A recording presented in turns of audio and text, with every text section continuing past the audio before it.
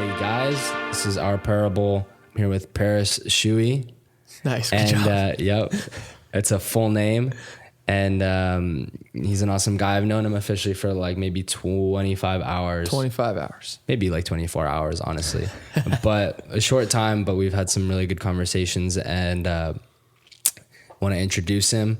He does full-time sports ministry. I think he has a really unique perspective on how to integrate God in our lives for them to be intertwined with him throughout the day. And so like, I think what would be good is for maybe you to just share a little bit about yourself, just so people kind of know you. Yeah, for sure. So my name is Paris. I grew up in the Seattle area. I've been in Clark County for just over 5.5 years now. I'm an assistant high school baseball coach here at Kingsway High School. Played Division I baseball, got a chance to play professional baseball. I'm married, have 3 sons, and I met Jesus in college through the influence of 2 teammates. Never thought I'd ever be in ministry, but God's got a funny way of working stuff out, and I feel like it totally makes a ton of faith to be where I'm at right now because of my story, how I got saved, the influence of teammates, and then just being able to perpetuate like that cycle and say like, yeah, sports can change lives. Teams can change somebody's life. Teammates can change somebody's life. A coach can change somebody's life. And we just put so much emphasis on sports now. It's like, okay, I have an influence in this area. I'm just going to run with it. Yeah. So that's me in a nutshell. That's good. Yep. I mean, so let's go back to high school, college, and then like over into the workplace, like kind of the transitions that you went through. Yeah, we were talking about it, off air. Just like you just got to keep showing up. You got to just keep showing up and like watch what God can do when you just show up. And I feel like so in high school, I was not a prospect from a sports perspective. I played football and baseball, but if you were to look at my high school team and sit us down, like when we were all seniors, and say, Paris is going to be like the only guy or one of 2 guys on this team that's going to play professional baseball, everybody would have laughed, because it just like wasn't there.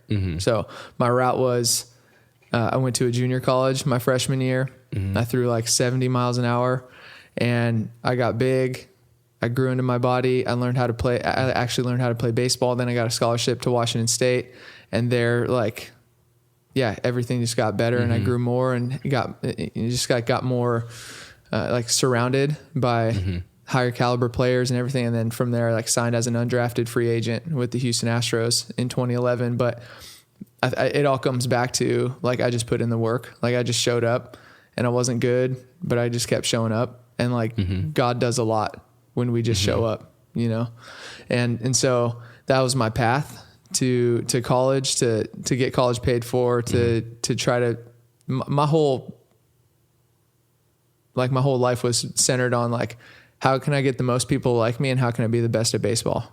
Like those were the 2 guiding lights before I met Jesus. And so I get to Washington State and I like just crash and burn because I just jumped right into that college life. And I had 2 teammates that just live differently. Like they weren't at the parties. They weren't hung over in the locker room. They didn't talk how everybody else talked. And when I like reached that breaking point, I looked at them and said, what's different about Shay and Tommy? And they were like, oh, it's Jesus, man. And you should meet this guy. And so they introduced me to the director of Athletes in Action that was on campus. And so I think from that point on, it wasn't like a crazy experience and didn't feel or see anything. But from that point on, like baseball was on the throne of my life and it slowly started to get dethroned and Jesus got put on. And so I learned like how to fail, like tore my rotator cuff, thought I was going to get drafted, tore my rotator cuff. I was a captain of the team, got arrested because I lived with a bunch of knuckleheads that smoked pot. So we all got arrested, I got suspended from the team my senior year. Thought I was going to get drafted, didn't get drafted, signed as an undrafted free agent. So it's just like all these moments I can look back on and say like, oh yeah, baseball was to get me to Jesus. And then God gave me a platform, it's like I can speak the language. I've been, farther than most. And so it's just crazy to think about what God can do and you just keep showing up. Yeah. So what about after signing undrafted as an undrafted free agent? What happened after that? Yeah, I played one season. It was nuts. Like I don't know how big leaguers do it and playing as many games as they do. And I actually remember like praying.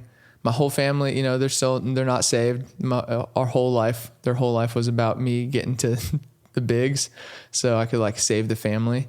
And so, I remember like, I couldn't make that decision. I didn't know how to make the decision. Like, Lord, I prayed, Lord, if I'm not supposed to play baseball anymore, don't let me get drafted. And the draft ended and my name didn't get called in 50 rounds. It was 3 full days. And then my phone immediately rings as soon as the draft ends. And the guy asked me if anybody called me, said they want to sign me. My official title is undrafted free agent. I told him I'd still play, even though I knew like in the back of my head, like, oh, I didn't get drafted. I think God answered my prayer, you know? And so I played that one season kind of knowing I don't think I should be here. And so retired at the age of 22. Retired from a professional career. That's funny to say, actually. And then, graduated with a degree in management and operations, and then moved back in with my parents. This was like, the recession had happened in 07, 08, and the job market was still crappy in 2011, 2012. So I took the first job that came to me, and it was a healthcare recruiting job. And so I was just, smiling and dialing the phone for 10 hours a day to recruit nurses and CNAs to work in hospitals and nursing homes. And that's actually what ended up getting my wife and I down here. So I met her in college. She was a pole vaulter at Washington State. We met in like a athletes Bible study. And then, we got married, moved in with my folks. We both started working in Seattle, moved down here because I got promoted. And then when we had our first son, the wheels started turning. Like we moved up to Vancouver. I was commuting to Portland every day for like 2.5 years. And then we had our first son, and just something happened. Like, well, you had a son. Yeah. I mean, but it was like, man, I want to be a dad more than I want to be a businessman or make money or do, and I'm like 2 hours a day plus in traffic. Like, is this really worth it? And so we kind of counted the cost and said, let's find something on this side of the river, Vancouver side of the river. And so took a quick little detour into real estate with an acquaintance, managing like marketing and investor relations. And then, ended up flipping a house ourselves in 2018. My wife and I did. And that was a lot of work. But then we had our second son as we were working on that house. And then the guy that I was working for just shut the whole company down, didn't tell anybody. And so we're in this like, free fall mode of no income, all the money's in a house, and now we have a new baby. Yeah. And then, and what's crazy, so then here enter like the Fellowship of Christian Athletes, and like 3 different people that the same week I found out I didn't have a job anymore. I had 3 conversations with people that had no idea of the other 2 people. And they all mentioned if I'd ever heard of FCA or not. And so I get to like the last conversation on Friday, and I'm like, okay, God, I might be dumb, but I'm not deaf. I think you're like telling me I should look into this more or pray more about being a missionary, essentially. Mm-hmm. And there was so much momentum behind the process that I felt like I don't know. And this isn't biblical probably, but it felt like I couldn't call myself a Christian if I said no to this. Like that's how intense the decision felt. Mm-hmm. And so we jumped in. Mm-hmm. And so that's where I'm at now. Mm-hmm. You had conviction. Yeah, conviction. I mean, that's what going against your conviction is, like guilt. Mm-hmm. So yeah, guilty conscience. Usually you can't. It's tough good. to. I mean, we shouldn't really put a label on ourselves regardless in the first place. Right. So I wouldn't call you that anyways. But so the motivation with Christian Fellowship, Christian athletes, right? It's to reach people in school. Yeah. In school. So is that high school, college, middle school?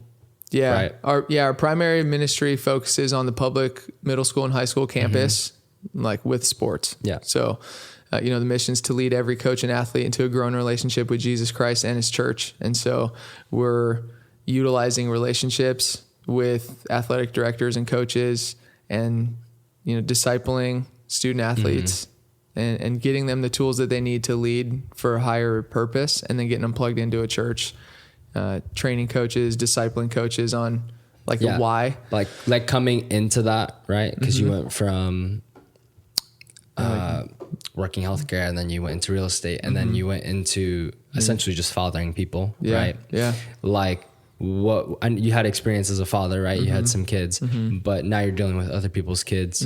Like, what were some of the things that you struggled with, and were kind of like, well, I didn't expect it to be like this? Because you come into an idea, typically you're very excited about the idea of doing something, but then when it comes down to the execution, you can be very thrown off by it, because it comes with every good idea comes with 100, bad things or things you don't want to take care of, or things you didn't expect, or, then you have drama, or you have politics, you have, I think the biggest thing, so the first thing that comes to mind, actually, the biggest problem piece was how I thought it was a no-brainer to say, let me be the sports ministry branch of your church. I'm trying to partner with churches right in this area.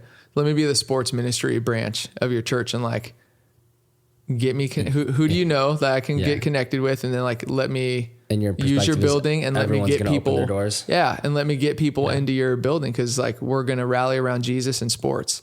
And the pushback was something I did not expect at all.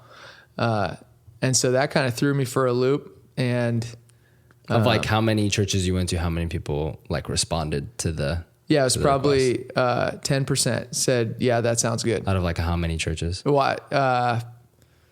You went to a lot. Yeah. I don't even, I'm trying to simplify the number. If it's I went to 10 churches, one would say, that sounds good. In the simplest form, yeah.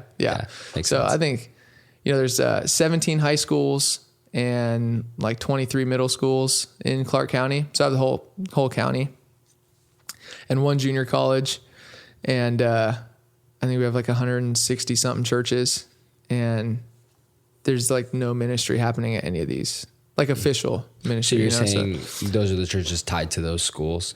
No, I'm just saying there's not a lot of influence, know, and so I want to figure out when I, I've gotten a few words about being a bridge, building a bridge, and how can, in a perfect world, if the church and the school were in relationship, you wouldn't need FCA, but we need FCA because there's some disconnect. We're believing some lies, or there's just the clear distinction. And so my whole mission is to get the church on campus and get kids from on campus, utilizing sports, where they're probably way more likely to go to a football game on a Friday night than a church service on a Sunday morning, right? How do we use that influence to get them plugged back in to discipleship? Because not Jesus didn't say, come and make converts, come and plant churches, come and, hold conferences or worship service. He said, go and make disciples. And so how can we funnel these athletes, these coaches into a church, get them plugged in where they're actually being discipled, so there can be some real life change, lasting life change. Yeah. So that's all pretty fresh. It's been a year, right? A year or 2 years? Yeah. Well, this is school year number 3, but I don't, with coronavirus and half a school, changes the game. Super, it's totally everything's super different. Yeah. So we're faced with this question now. If our primary ministries thrived on a public school campus with sports, and those two things are gone. So how do you do ministry now? And it's just really clear how we need to be into the club sport arena, where it's private. There's they're nonprofits, but they're private organizations, and way more kids are playing club sports now than high school sports. And And even getting, we call our ministry huddles. We call all the Bible studies, we call them huddles to keep in the sports theme. So like, let's get huddles meeting in homes and keep them, within the guidelines and wear masks and all that, temperature checks and all that. But how can we bring like church back into the home? And, some parents don't even know that their kids are a part of a Bible study on campus called an FCA huddle, right? Yeah. Well, and I think the name kind of clues you in, but if the kids aren't talking with the parents or, so, you call the parents up and you're like, hey, your son or your daughter has been a part of FCA. Oh, what's that? A Fellowship of Christian Athletes. And, they've been a part of the huddle and we're looking to get the huddle started in a home. Like, would you be willing to host? And so that response has been phenomenal. Like, oh, I didn't even know that my kid was going to a Bible study, like in the middle of a school day. Like, yes, let's have them over, so that's been a cool experience. Yeah. Cool flip for sure. That's awesome. Yeah. So, with you, I would love to maybe just talk on, maybe talent, versus ethic and character. And like, kind of like what you've seen, through the last, through your life, just because I think that's a really good thing to emphasize. Cause I feel like you have a good grasp on, thanks, man. On what that means. Yeah. Well, I'm a firm believer that talent will always take you further than your character can sustain you. And so you've got a lot of talented people that blow their lives up because they have no character, or they have less character than talent. And at the end of the day, the most important thing that, as a coach, the most important thing we could ever do is reach for the character and develop character in a kid and an athlete over developing talent. 'Cause talent's more of that like innate, like you can't really teach a kid to throw 95 miles an hour. Like, they just got to be born with some intangibles, right? But character can definitely be developed, and sport is a phenomenal classroom to develop character.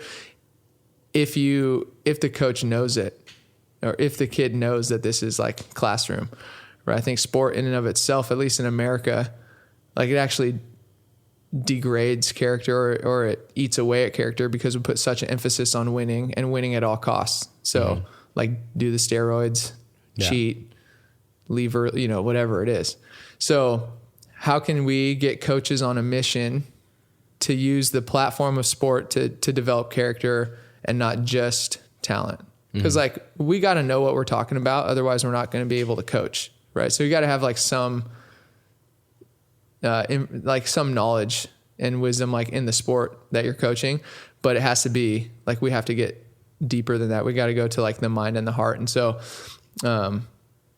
we use a tool called 3-dimensional coaching to develop our coaches, and like, it all hinges on the coach. Like, I love youth ministry and I love youth sports and I love like my high school players. But the most important person in a lot of their lives is the coach. And if you're like a coach at a high school coaching a football team, and there's like 80 kids on that team, and I don't know, like I know you, but I don't know the 80 kids. Like, is it better for me to try to build a relationship with 80 kids and disciple them, or build a relationship with you who already has that influence and already has that spot in those kids, right? So when we multiply our impact when we reach the influencer.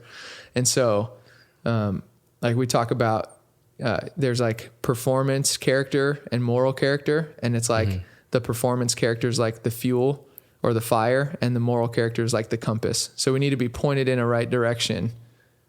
And then the performance character, like discipline and self-control and those kind of things, like that's like that performance. But integrity, like service, those are some of those moral characters that we can teach using sport. And so I think we need to put a huge emphasis on character, because we're going to be human beings longer than athletes, right? And one day it's going to end. Like, your body will deteriorate before you can get, probably before you get to the end of your life. Yeah. You're going to have a lot more living to do. Usually your prime is by 35, right? Yep. Usually that's even like in people's careers, like you can only hustle and work so hard over the course of your life till you reach a certain age. And at a certain point you have kids, and then you have family, and then you have you have to take care of that. And so that all kind of adds up and accumulates, and you get to the point where it's like, okay, well, I have to make a choice. Yep. Yeah. What is most important? What is more? Yeah, exactly. Do I pursue things that will deteriorate? Because sports, in the same way of like finances and business, like money deteriorates, our bodies deteriorate. So two total like tangible things that will pass away when the Father comes back. And so it kind of puts it into perspective, like what are we pursuing? And so I think in this case, you're pursuing relationship, Absolutely. with a few, Yep. so you can reach a lot, Absolutely. Because again, too, like same thing goes down, like when we come to the end of our lives, it's not, we won't be remembered for how many people we had a relationship with. We'll be remembered for the ones that we had amazing relationship with. Because the ones we're having mediocre relationship with or passive relationship or just like very distant, like you see him, you're like, hey, what's up? I am good.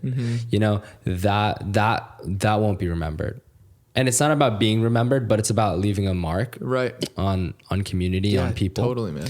And so what I think the desire would be to actually have meaningful relationship that we can be remembered for, that it would mark people's lives. Because ultimately we do want to be remembered for bringing Jesus into people's lives, so we do want that to be remembered. Yeah. And so like coming at it that way now, when we're at, like, that doesn't mean we need to quit our jobs. Right. So I feel like anytime we're approached with like a very hard truth of like, okay, we need to make a life change now.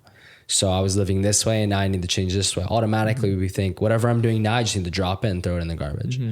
But typically what we need to do is we need to adopt a change within our character on the inside, Yeah. Amen. So we need a reverse like growth. So we don't need to grow in our performance. We need to grow now within our spirit, within our soul. We need to grow and cultivate a higher understanding of how we're operating and functioning now. Yep. And so, but what that produces is like a whole new way of living, and it's like totally counterculture. Yeah. And so what I'm kind of realizing is the way we walk in our career or with Jesus, it has to be it has to be counterculture. Right.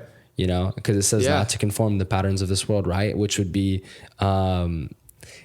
simply like working for success, money being a competitive tool to outshow yourself or to say I'm more successful than you. Yeah, look what I have. Yep. Exactly.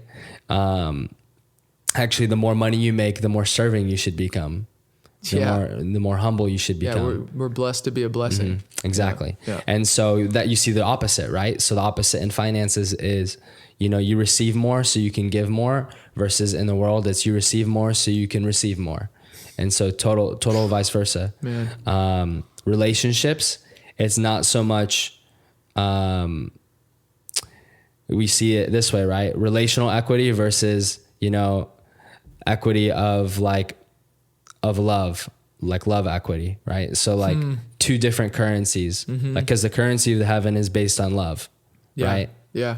And then the currency of this world is based on personal advantage. So do we pursue relationship to be advantageous, or do we pursue relationships simply to love? And so you see like everything is laid out to be polar opposites.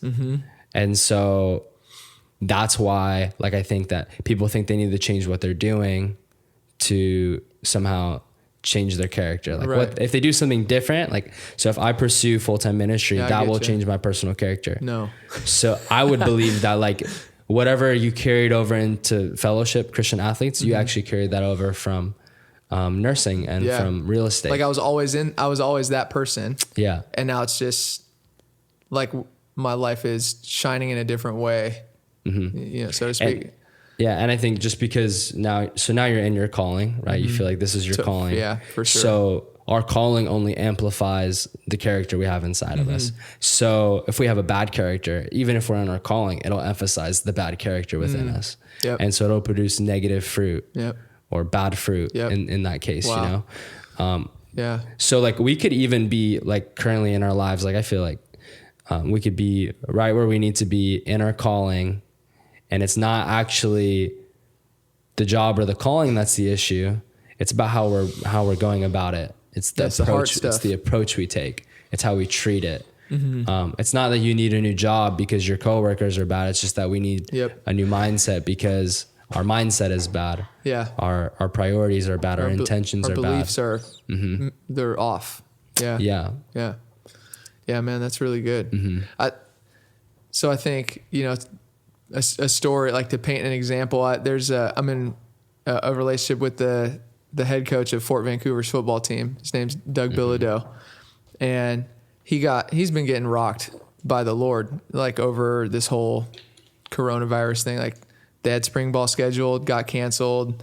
He's started jumping on these, FCA Zoom calls and a couple different like coaches huddles that have been held via Zoom. And then he got baptized like a month ago.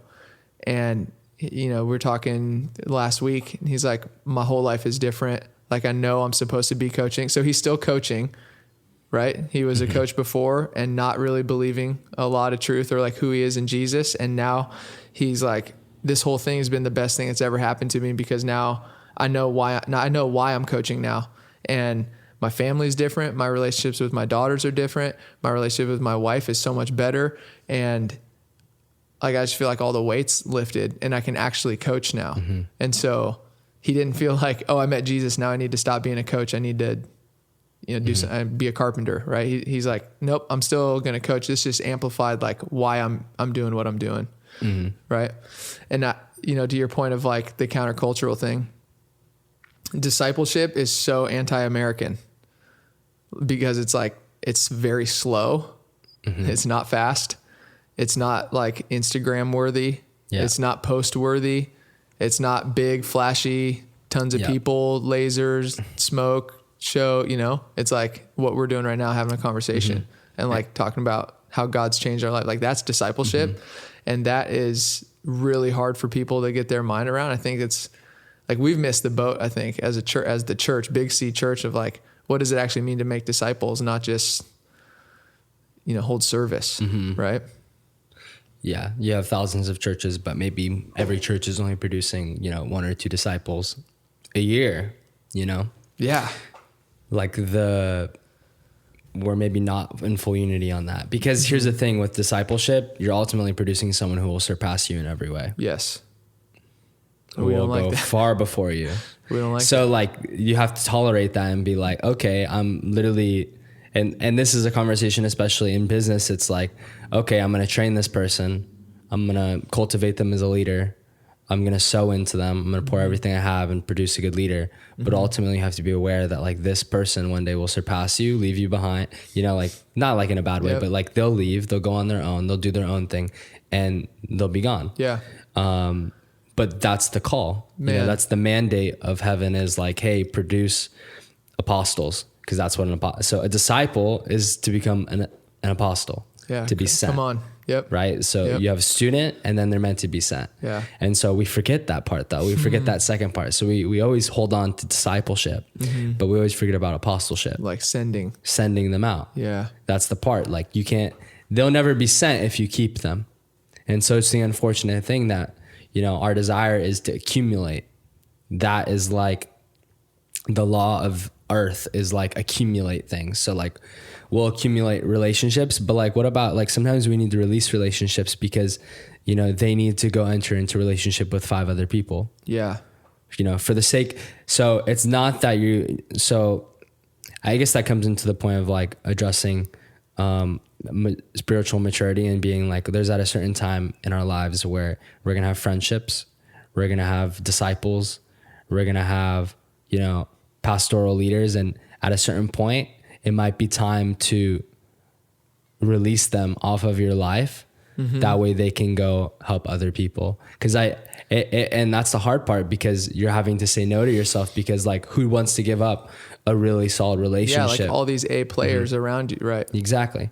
But if we stuff ourselves with all of these people who are A players, ultimately, or who are better than us, then ultimately we stuff ourselves in a position where all of our time is being consumed by people who are ultimately teaching us rather than us being consumed by us teaching people. Yeah. Because, you know, if you're always putting people around you who are always better, because that's what Earth says. It says, hey, surround yourself with the best.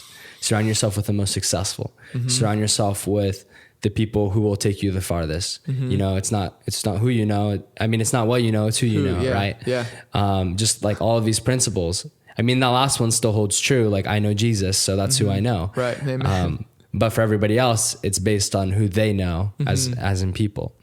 And so just that concept of like releasing people and not holding on to them and having that understanding that like I'm here to pour into people who I want to actually surpass me, you know? Yep. And then I'll release them so they can do the same thing. Yeah. And like, who knows, we become the lid on our influence if we just huddle everybody, you know, around us. We have phenomenal leadership in FCA, and our West Division, like executive director, he says, you don't tell a leader from the number of apples on the tree, but the orchard that's around him. And like how it's not just about like what fruit am I producing, but like look at that leader, look at that leader, look at that leader and the fruit they're producing and where they're at. It's a different location than where I'm at. Right. And I think that's like, there's a quote on the wall over here. I took a picture of it yesterday. It was like, the point of leadership is to make more leaders, not more followers. I'm like, amen. Like we need leaders. And Jesus, you know, I was looking for the verse. I couldn't find it. It's in Luke 6 or 7, but Jesus says, you know, a student is not greater than his teacher, but when you're fully trained, you will be like your teacher. And so that just came to mind when you're, you know, do we send them off prematurely, or do we huddle them together and never let them go? It's like they need to meet Jesus and be fully trained, and then they can go do what he did, like be a sent one, an apostle. Yeah. I think discipleship addresses like a really serious question. It's like, if you're going after the ones who are like, you know, the outcasts or the people who are, you know, so take somebody who has nothing and has, you know, maybe they don't have potential, but you feel the call to disciple them. Right. And ultimately like it's cool discipling them, but then it comes to the point where it's like, what happens on the day where they surpass you or they become whatever, quote unquote, greater than you? And you have to like ask this question, like, oh, well, and then they leave you one day and you're like, oh, well, that's, you know, like, was you don't that really, a waste of time? You don't really have, right? you don't really have words to say. Yeah. So it's like this, I've always heard in my life, people come over to me, I actually hear it very often. It's a common phrase. It's like, what about when people take advantage of you? I hear that all the time. Sometimes daily. People will come up, and I don't know why they feel the reason to tell me this, but they're like, hey, like, you know, what if people take advantage of you, or what if they, you know, you know, they're using you, or, I mean, like, that's good. I think we were talking about it yesterday. We had a prayer, and it's like, you know, if I'm called to be Jesus, and Jesus was a symbol of communion, and his flesh is the bread, and his blood is the wine, then if I'm a symbol of Jesus, then that means I'm also bread and wine. And that every time someone breaks me, they take a piece of Jesus and they're taking communion. Yeah. And so we offer ourselves as a living sacrifice. Yeah, that was big. You know, so I offered myself as bread and wine, whatever that is symbolic of to people. And like they take finances, or they take my time, or they abuse me, or they do something, they're ultimately breaking off a piece of Jesus. And it's like a forced blessing. It's kind of like looking at it this way. It's like every time someone takes from me, it's almost like they're just forcing me to bless them. Yeah. And it's like, man, such like, a good way to look at it. We don't even have to look for opportunities to like sow into people, because people will just take. Yeah. And so how privileged am I that like sometimes I'm looking to give and someone will just take it. And you're just like, wow, like, and you bless them. And I know that like we could be in a very vulnerable place and be like, very victim mindset and be like, well, they took from me, like I want my vengeance. Or we could just be like, well, you know, I give it as a blessing. Yeah. Just change your mind about it. I just see that in Jesus's life. Very, very persistently. I see that in his life.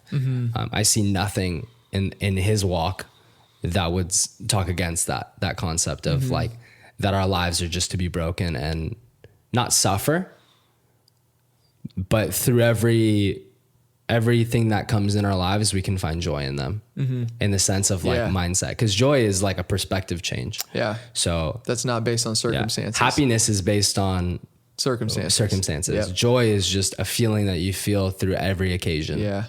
Yeah. And I think the call to rejoice, like re-joy, like re-go over the joy that you once had, like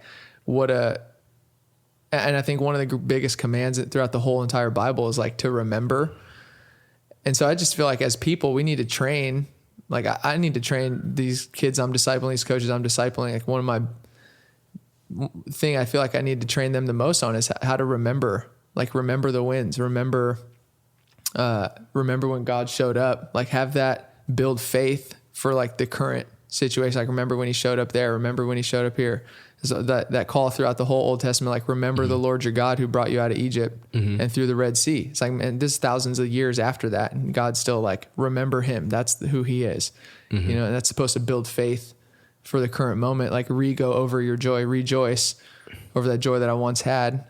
Okay. That's going to bring joy into the moment now. That's not going to be founded on any kind of circumstances, because that's all like shifting sand, you know? So that's a bit like as a disciple and a disciple maker, like you and I both have to have like really good rememberers, and we got to train people on how to like remember. And it's good to remember. Yeah. It's good. Like that kind of ties in with like what we're talking about. Like we were talking earlier about being consistent and then just showing up, and every day you should kind of show up, and you like to show up to the day and only think about that day. And not thinking about how you're going to approach the next day and the next day, but simply come to show up to take advantage of every opportunity that comes your way that day. Yep. Because if we're focused on the opportunities of tomorrow, we'll miss opportunities of today.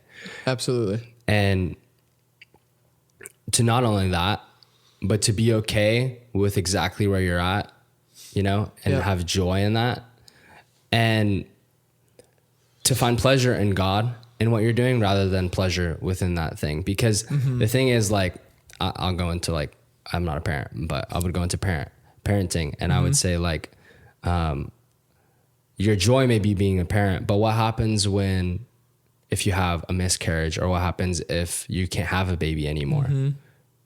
Does the joy go away, or does it stay the same? That's a big question. And I know there's a lot of, you know, there's a lot of sadness that comes with that. Of losing a baby, because it's yours, it's your child, and only a mother would understand like what the pain would be for that. Yeah. And it's probably one of the worst pains, you know, someone probably go through childbirth like 20 times over. Like losing a baby. Then losing a baby. Yeah. It's just one of those things. And that's how God feels about us too. Like just imagine that, like every time we turn away from the faith or abandon him, it's like losing a baby. It's like a miscarriage. Yeah. You know? Dang.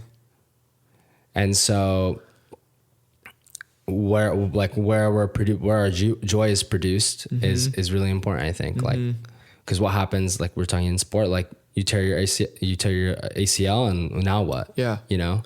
Yeah. Well, I think what the pandemic has done is, you know, not everybody faces like season ending injuries or like career ending injuries.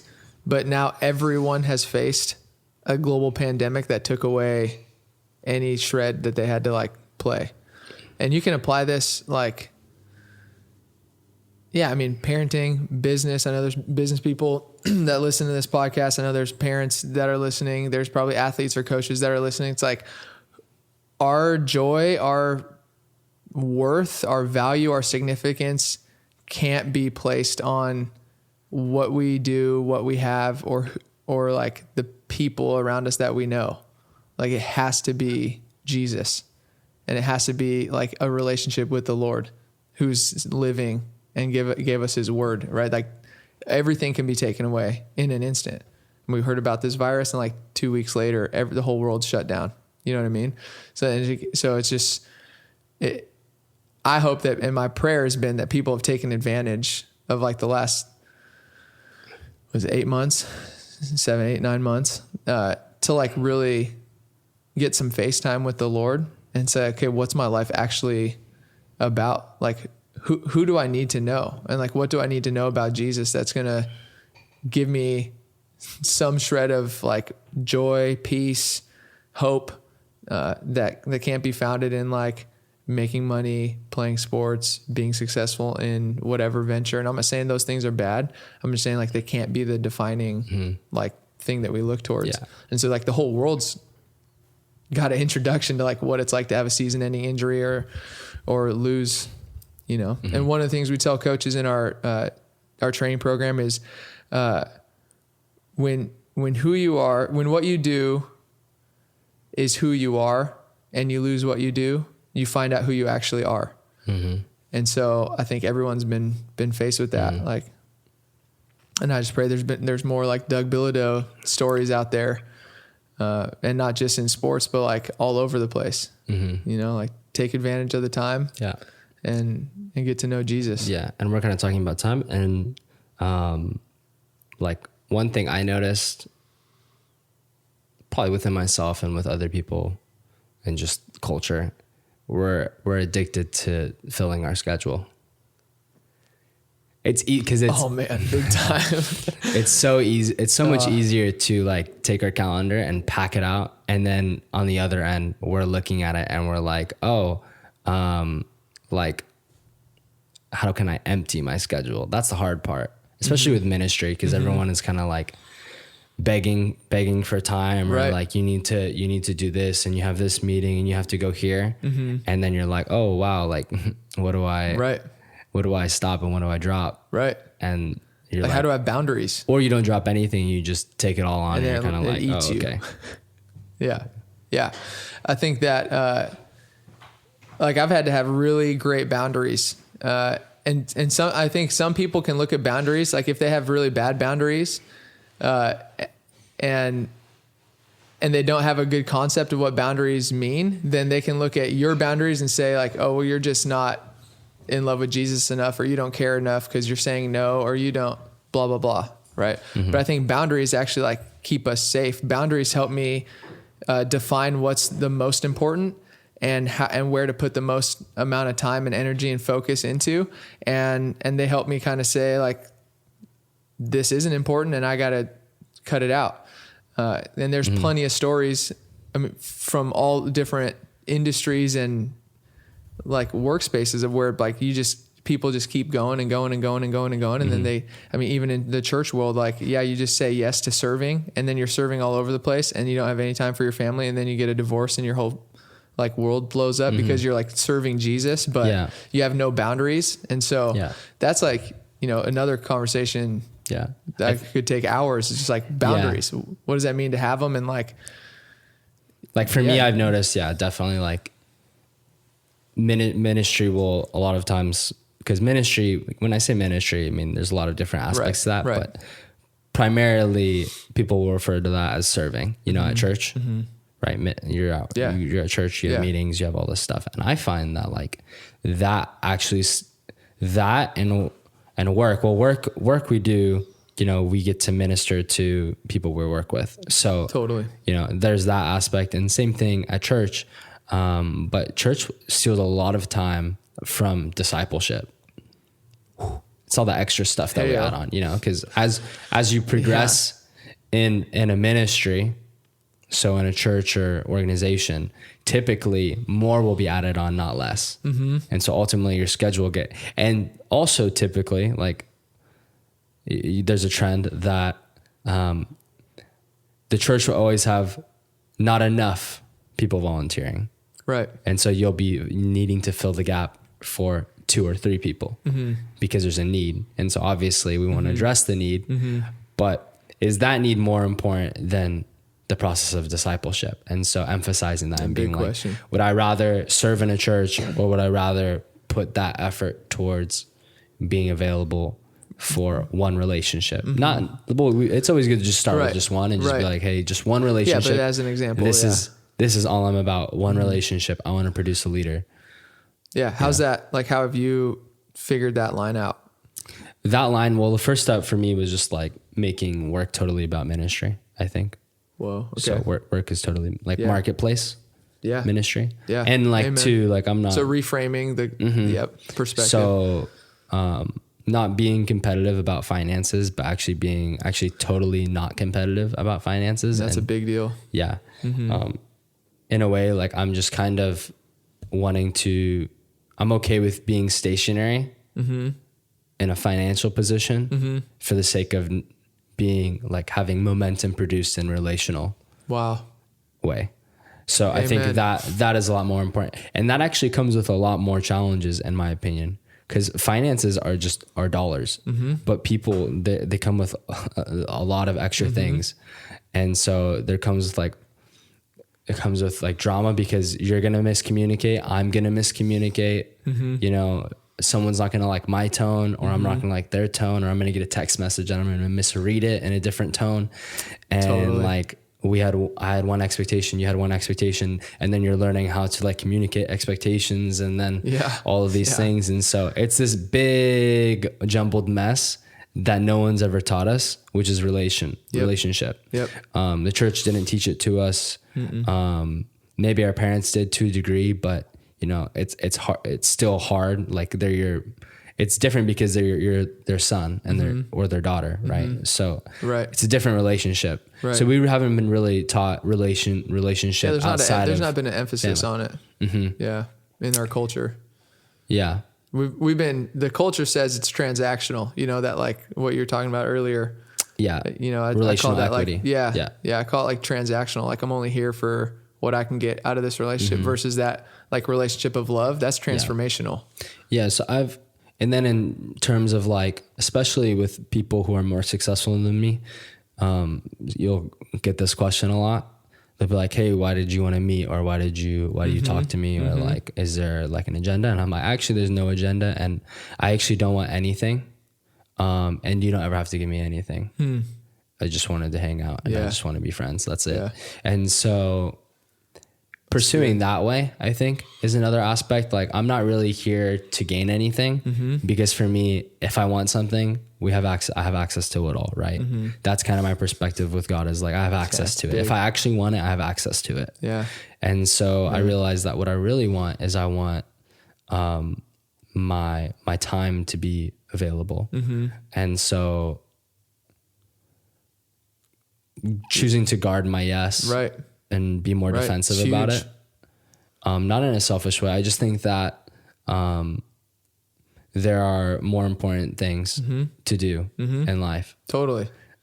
So it's funny. Money's really easy to track. Like numbers, you can track like the in and out. But relationships, like hard to track. And so we gravitate towards like the easy, understandable. If I do this, then I make this, and that means that gets added here. But if I spend that time in this relationship, who knows? They could move, they could leave, whatever. And well, because what happens is if money becomes the barometer for how you track success, right? And that's how you see progress, then how could you be generous, or how can you be giving, or how can you be any of the things that God has called us to do if that's our barometer for tracking? Because we're going to get like, if I'm going to give it all away, then technically I'm not successful, you know? Technically. And even if I give $1 million or if I give $1,000 or I give $5,000, that doesn't mean I'm successful either. You know, it just means that I gave away my money. So that's not it. I think that like success is going to be found for my life in simply having the right perspective.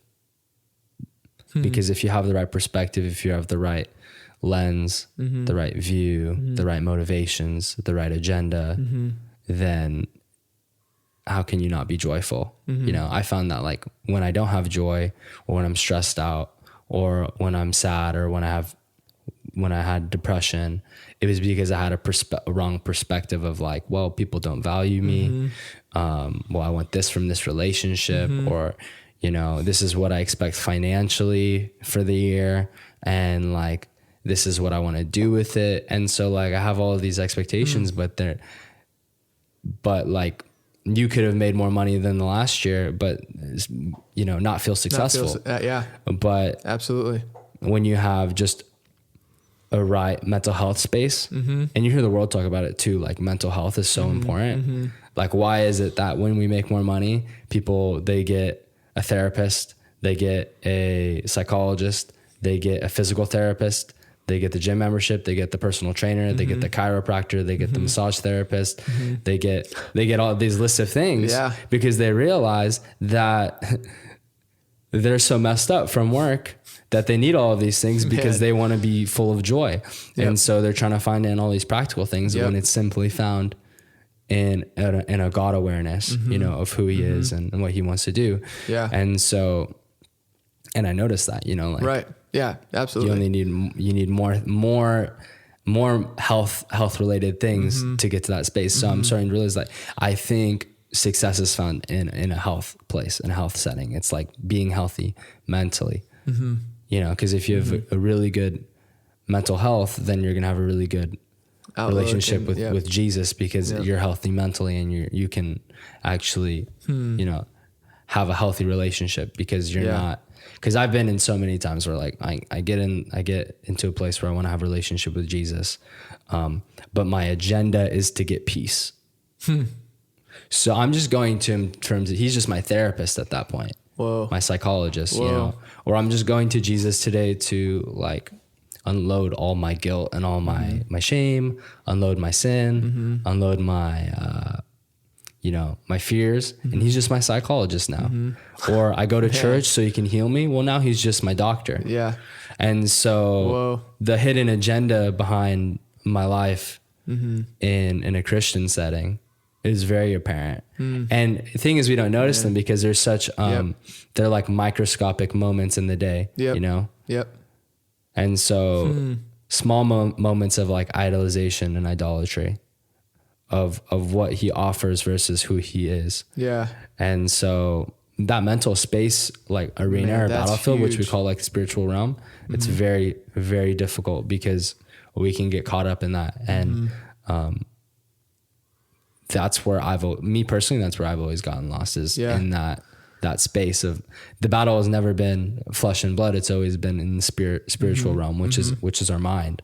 Yeah. And so fighting for mental health over physical things, I think is a lot more important. Man, that was huge. I'm going to like re-listen to those last like 4 minutes multiple times. Like if I'm, is God my psychologist or my therapist or my doctor, or am I coming to him because he's God? Whew, man. Yeah, that's crazy. I've never thought of it like that. But that's totally the case. That's literally how I felt like 3 weeks ago. I was like, I'm coming to him for peace. I'm like, like what? Well, I guess you've heard, you heard of like the vending machine God, where you just come to him for needs. And, he's so much more and so much better than that, and there's so much more life. Like, as you were talking, some of the things that popped into my head, like we tell our athletes, and this is true in business too, but like the 2 things you can't teach or train or coach is attitude and effort. And like the attitude of having a perspective of success from the inside, like having a prosperous soul, like, and that doesn't look like having a lot of things like your prosperity gospel stuff. It's like, I'm okay because I know Jesus and he knows me, and like I can just show up, and if it doesn't look good right now, it must not be the end, because all things work together for good in the end. And so it's like, if it's not good now, it's not the end. And that attitude of like rejoicing or joy and that positivity, that hope mindset, like, so that's the attitude. And then you just got to keep showing up, and that's the effort part, and watch what God can do with that. But if we're off in any of those things, then God becomes a vending machine, and my relationship with him is transactional. It's moved from transactional. He's supposed to transform my life, but I just come to him for things, and I don't give him my good things. Yeah, right. I think it's good to reiterate good things. Yeah, right. Healthy things. God things. Yeah. But at the end of the day, it's about him. I think the worst words any of us could ever hear is, depart from me. I never knew you. And it's like, But we cast out a demon, healed the sick. Yeah. Like we prophesied in your name. Yeah. We healed people in your name. And Jesus said like, I never knew you. Good things. And so like, what an emphasis. That's what I've taken this whole time to be, is like, God, I want you to know me. Like, it's not about what I can get from you. It's like, what do you need to know about me? What do I need to know about myself? Like, how can I be known? Because that's the worst. Those are the worst words I could ever hear. You know, especially like being in ministry now, like coming from the marketplace, being in ministry and like having my life be about the kingdom and transformation. Like I could do all those things and still not have God know me, and it would all be for nothing. Right. Yeah, definitely. Yeah, it's good to think about. Yeah, it's really good. Yeah. Well, thank you for coming on. Man, Israel, you bet. Thank you. I appreciate it. It's fun. Hope to have you again, and have a good morning, everybody. Yeah. See you guys. See ya.